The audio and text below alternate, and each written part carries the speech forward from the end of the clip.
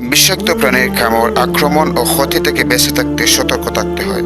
আল্লাহর রাসূল সাল্লাল্লাহু আলাইহি ওয়াসাল্লাম অন্যান্য গুরুত্বপূর্ণ সব কিছুর মতো বিষাক্ত কীট পতঙ্গ, সাপ, বিচ্ছু কিংবা হিংস্র প্রাণীর আক্রমণ থেকে বাঁচার দোয়া ও শিক্ষা দিয়েছেন।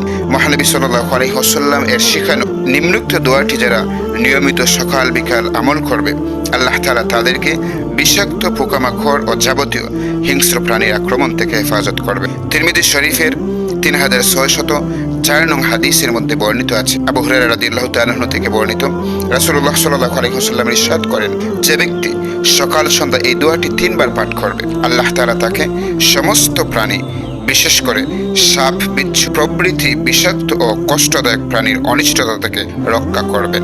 সুবহানাল্লাহ। দোয়াটি হলো আউযু বিকালিমাতিল্লাহি তাম্মাতি মিন শাররি মা খালাক। জনসাধারণের উপকারের জন্য ভিডিওটি শেয়ার করতে পারেন।